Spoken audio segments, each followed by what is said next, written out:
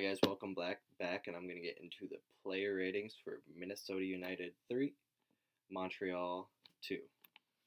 This was away at Montreal. The lineup was interesting from Heath. It was definitely a lot of rotation, um, and by a lot I mean a lot. Minone obviously started in net, and he had a extremely good night tonight. Um, People are talking he might be the best goalkeeper in Major League Soccer now with Zach Steffen gone. Maybe, maybe not. I'm not sure yet. But he is playing absolutely outstanding. And had some incredible saves today, and definitely. For me, gets a 9 out of 10, 8, around there, just around there. Um, but we'll go into the subs now, or not subs, the rotated players.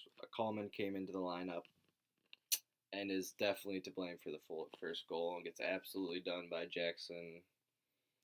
Um, and he gets beat, catches up when Jackson catches up to the ball, and then lets Jackson cut onto his left foot and go to the near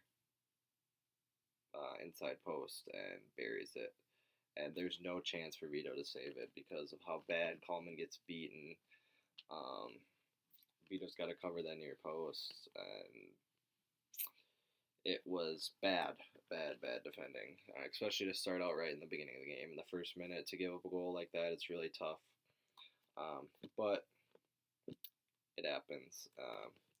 And Coleman, so I'd have to say Coleman didn't have his best game tonight, but I'd say a 7 out of, or actually 6.5 out of 10.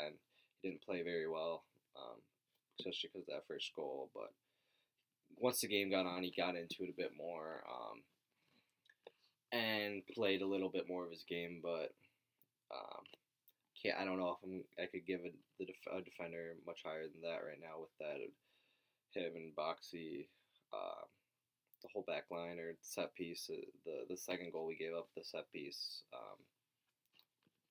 it was awful set piece defending. Someone's got to get that ball out of there. So I'm going to give the center backs a little bit to blame on that one. Not too much because it was the whole team as a whole not defending that set piece corner. But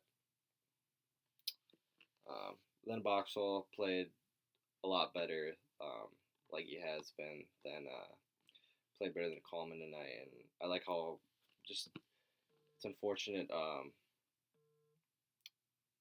how short Coleman is compared to Boxall because a lot of these big, tall center backs in the MLS just dominate. As you can tell with Ike and Boxall, they can just win all these headers and such. But Boxall, I'd have to give him a solid 7 tonight. Yeah, Coleman with a 6.5, Boxall with a 7. Not the best game defending wise as we give up 2 poor goals. And Eric Miller started at right back and really has not been playing well since his little stretch in the beginning of the season where he was playing quite all right as a fill-in player. But Miller just doesn't offer much in attack, I don't think, and his defending, he can get caught out a lot positionally, as of right now at least. I'd definitely say like a 6, 5.5 tonight. Did not play very well, so I'll give him a 6. Gasper had an all right game. Is definitely MLS ready and a great talent and is playing well. But I didn't have his best game. He played all right. Definitely a 7 out of 10 though. Olam, who had the great ball to Finley, played really well, breaking up some play and kind of doing the Alonso role. I'll have to give him an 8 out of 10. I think he played well tonight, especially getting that second goal with that beautiful ball to Finley. Colin didn't have his best game along with Schuler. They both were kind of out of it in the midfield. Schuler, I think, had a better game than Colin, just by a tad. Um, so I'll have to give Schuler a 6.5, and or actually Schuler a yes, Schuler a 7, and Colin Martin a 6.5. Um, Ethan Finley, who got the second goal off the penalty, um, he played really well compared to a lot of other players. But the one thing that I am critical about him last night, was that he's got to finish that breakaway. He's got to do something. Just looked like he didn't know what to do, and luckily was able to draw the penalty by having the goalkeeper take him out when he nicked it past him. But if the goalkeeper doesn't take him out, he's not scoring that goal. The defenders going to get to that ball quite easily. So Finley's got to either take a shot, or he's got to work on some maybe finishing in that angle, because it seemed like he just did not know what to do. Um, but he ended up drawing the penalty, which is great because he called his own number and took the penalty, which showed a lot of leadership, I thought, because Darwin usually takes our pens, and Molino had taken them before. And this was a good penalty from Schuler, or not Schuler, from Finley. But